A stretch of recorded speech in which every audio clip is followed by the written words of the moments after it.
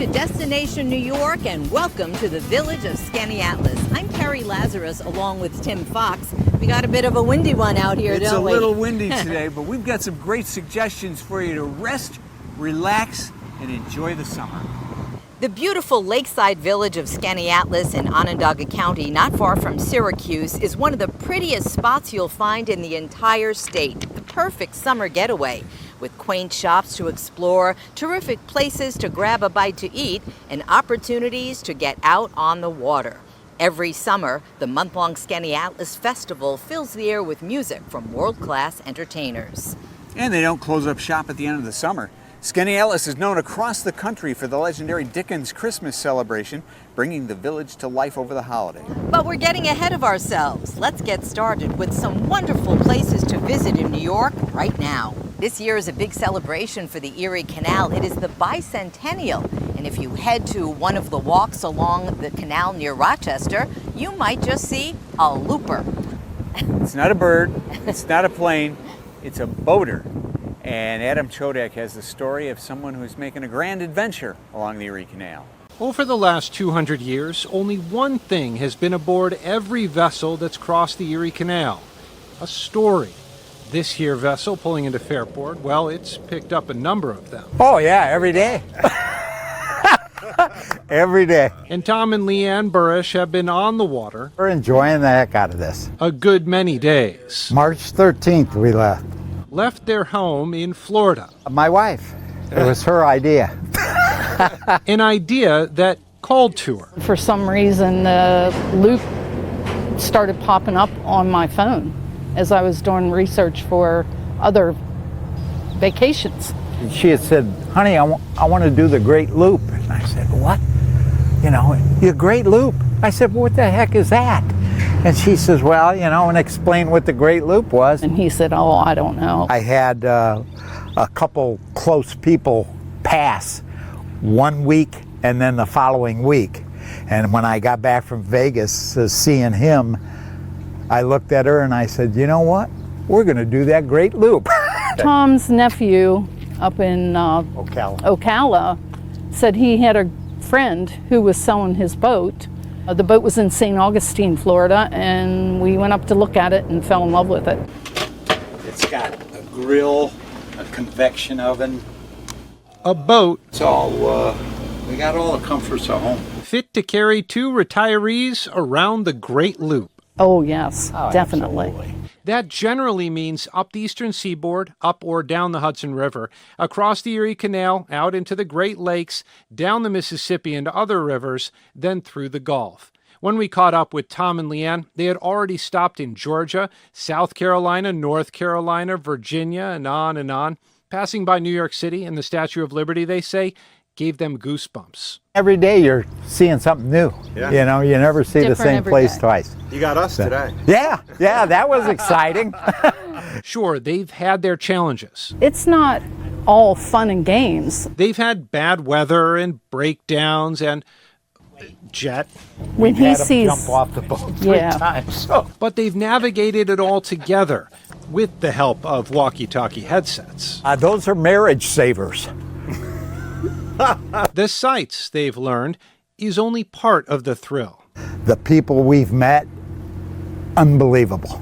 And talk about luck. Literally the day after the Burrishes took off from Fairport, this boat arrived, and it is a legend in the looper community. This is one of the favorite parts of the trip.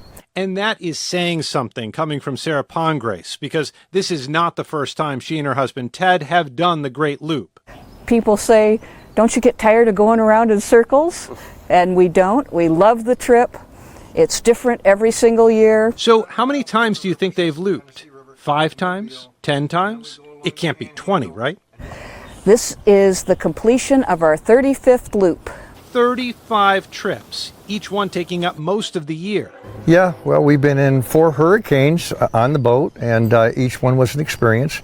All on the same boat Ted bought in 1987, years before this journey became a thing. So there's our loop. And everyone can build their own. To help, there's now even the Great Loop Cruisers Association. Given the timing, many loopers are on the Erie Canal right now, enjoying luxuries Ted and Sarah for years did not. When we started, it seemed like the canal was everybody's garbage dump. They've realized that if you fix the places up, give people places to stop, guess what? They will come. And so will their stories. Reporting from Fairport, New York, I'm Adam Chodak. Don't go away, because if we don't blow away, we have a lot more of Destination New York for you. Tim is going to take us on a walk through history. And we're going to take you to the Bronx Zoo to see some new attractions. Get ready to adjust your eyes. It's called one of the largest community boat building projects in the world.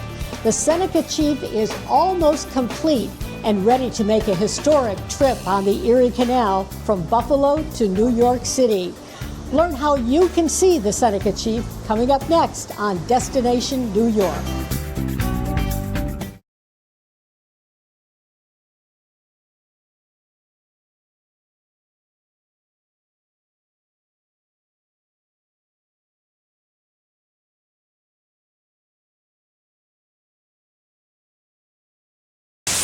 Welcome back to Destination New York, your guide to summer in the Empire State.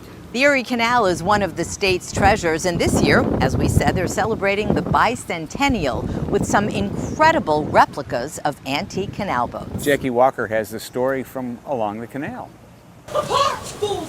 Put up thy weapons! You know not what you do! It's a 16th century classic from the bar, Romeo and Juliet, performed for a 21st century audience with the 19th century replica Erie Canal boat Seneca Chief as a backdrop. Enough of this! This unusual entertainment blend is meant to bring visitors closer to the stuff we used to glean from history books. But now we can watch it unfold in vivid detail on the Erie Canal. The Marquis de Lafayette has a historic Erie Canal connection. De ce qu'on appelle de nos jours la Marche Lafayette. I am very pleased to be here at last in Buffalo. Families can expect to see events similar to this all summer surrounding the Seneca Chief. But outside, we're also going to be having education programming where kids can try their hand at paddle shaping, woodworking, and you're going to see forging and action.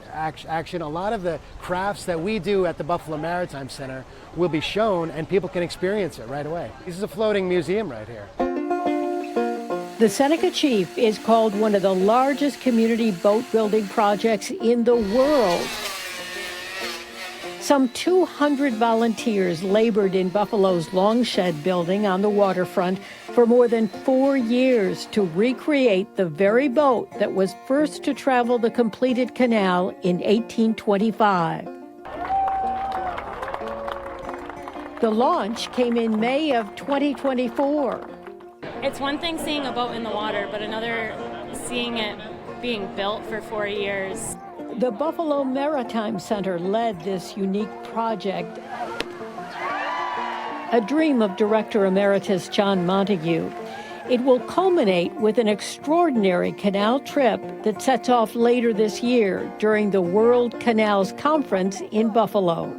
On September 24th, the Seneca Chief will leave on its historic bicentennial voyage. It's a salute to Governor DeWitt Clinton's 1825 journey from Buffalo to New York Harbor. So we are going to be stopping at 28 different ports, all the way from Buffalo to New York City. It's going to be a 33-day journey, and we are going to basically stop and then stay over and do public programming, open the boat for people to experience all along the Erie Canal and all along the Hudson River. In the meantime, there's a bit more work to be done on the boat. But we are still working on finishing up the interior. They'll be installing more bunks for travelers on the bicentennial journey and more exhibits for visitors. The history of the Erie Canal is complex, and it's something that you will learn and walk away differently once you've been on this boat. You can get details on how to visit the Seneca Chief at buffalomaritimeCenter.org. But you can sit right here and just take a look and just watch the world go by as you're on the canal boat. In Buffalo, I'm Jackie Walker for Destination New York. Up next, we're going to the newly dedicated Susquehanna Basin Water Trail. It's a great new attraction near Cooperstown.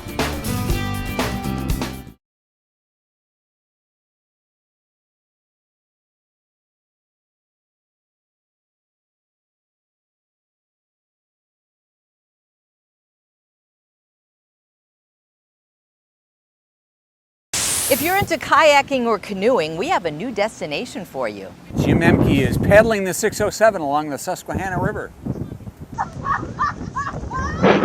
Several kayakers and a canoeist are out at the headwaters of the Susquehanna River near Council Rock in Cooperstown on a rainy, windy day in late June.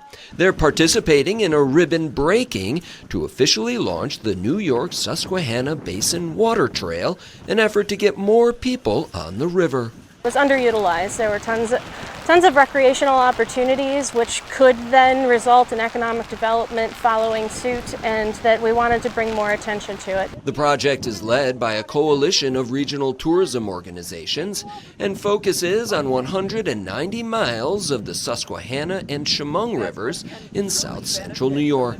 Dubbed Paddle the 607, the effort features a website with a map, important information, and sample itineraries. Brent Basinger owns canoe and kayak rental and sales in Portlandville. He says there are a variety of ways to enjoy yourself on the water. You can make it a race or for training. You can make it a party with your friends. We're out socializing. You can be out birding or watching nature. Even know folks that go out and just anchor and read a book. So it's a number of ways you can enjoy paddling. The north branch of the Susquehanna flows out of Otsego Lake, traveling 444 miles to the Chesapeake Bay.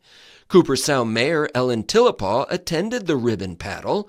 She says the historic village has attracted tourists since long before the Baseball Hall of Fame was built. Historically, in the 19th century, we were an incredible natural destination for our beauty of our pristine lake and surrounding hillsides. By the time the Susquehanna reaches downtown Binghamton, it's already been in and out of Pennsylvania.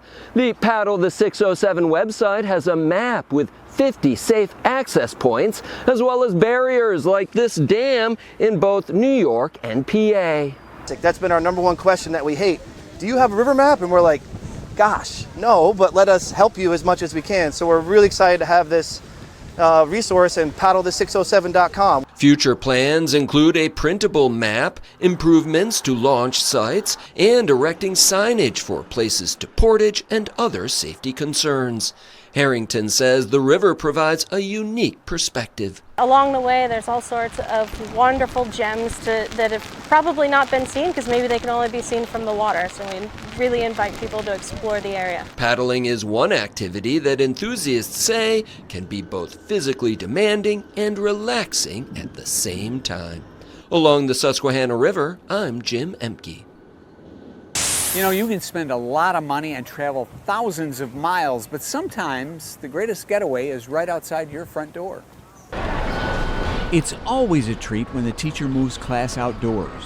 So you're on the 300 block of the Montgomery Street. Now, I mentioned the 250th anniversary of the American Revolution. But the lessons from this class are always on the move. Bob Searing, curator of history at Onondaga Historical Association, uses the city sidewalks as his classroom for walks through history. There's an incredible amount of history that is not only relevant because of it happens, but because it speaks to what we're dealing with today. So to be able to get out and bring history alive in a way that's just in a dusty old book or one of the columns is really it's invigorating. Searing holds the walks about every 2 weeks, and there are actually two themes. One is through the heart of Syracuse. The other is Footsteps in Freedom. Public meetings there. They have public meetings in the Whiting Opera House. He caps the tour at 15 people. It's a great fundraiser for the nonprofit museum, and OHA members get a discount. I don't know how Bob is able to recall so much and share it in such a winsome way while simultaneously walking backwards and leading people across busy streets. But he knows a little bit about everything. Searing even pulls an occasional string to gain special access, like this sneak peek at renovations in the Landmark Theater.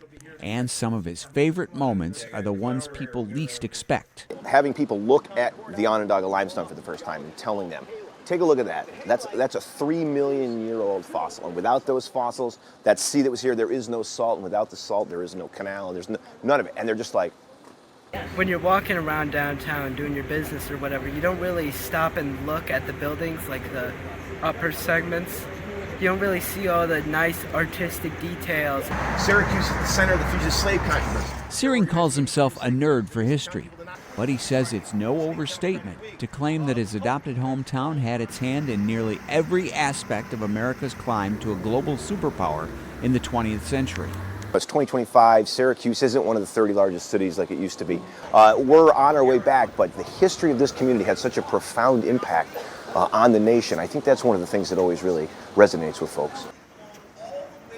You know, it's pretty easy to make bread. All you need is flour, water, yeast, and salt. But a couple of sisters from right here in central New York have found another ingredient, probably the one that's most important: love.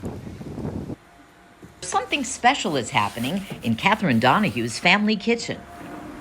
It's also her bakery, where she decided to turn her hobby of making sourdough bread into a business. So how many loaves do you bake a week? So this week I'm making 130. Wow. Her brother helped her buy the oven. That is what gives the bread steam.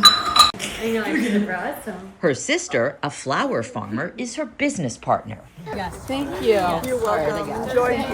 That was last fall, and they've been busy ever since. But customers keep coming for the classic sourdough and specialty flavors like cinnamon raisin and cranberry walnut, and the cookies, too. And there's peonies, and they'll really open up. So. And of course, the colorful bouquets.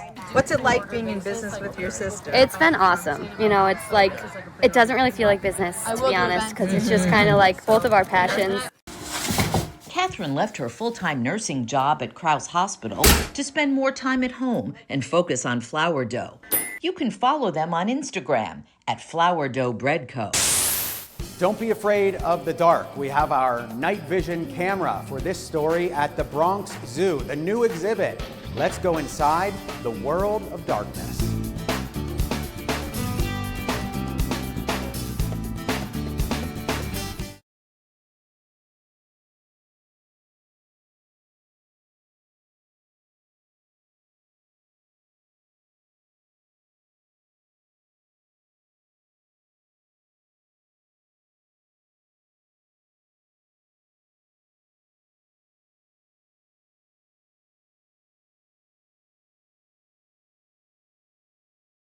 There's a new exhibit at the Bronx Zoo that'll really take you into darkness. The interesting thing is that it's a human touch, turning the lights off. Let's go to the zoo with Greg Mocker.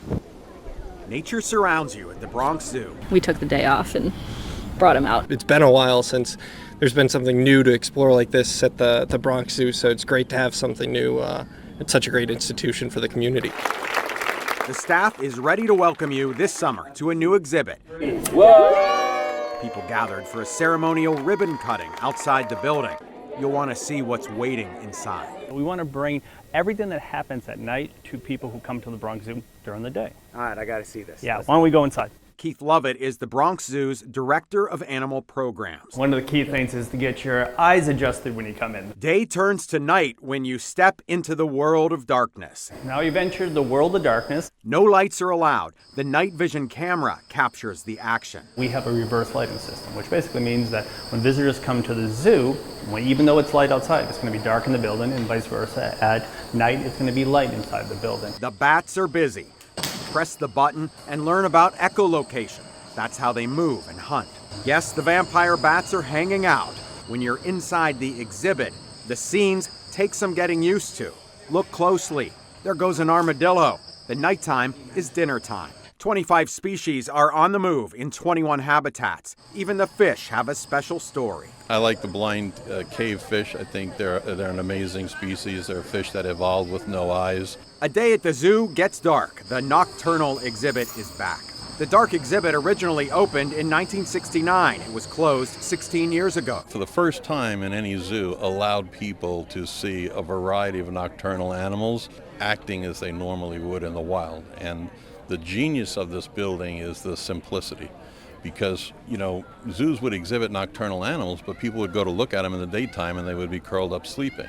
So what we did here was reverse the light cycles, basically turning day into night. Visitors are thrilled to see it. There's no reason to be afraid of the dark here. Especially enjoyed coming with my granddaughter, to see her amazement at the different animals The zoo is a bright spot for the Bronx. Seeing how beautiful this place is and seeing how beautiful the Bronx is in general.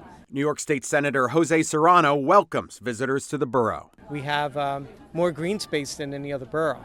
They're shining a light on the Bronx. After you see this exhibit, you're going to really have a new appreciation for nighttime and how our ecosystem and our animals live within it. You'll see the world in a new light at the Bronx Zoo. The animals are a lot more active than I had expected, and you can see them very clearly. You will see things you never see in a regular zoo or in a regular exhibit. Back outside into the light. The building itself is a story. It's 56 years old. This is the first new exhibit at the Bronx Zoo since 2009.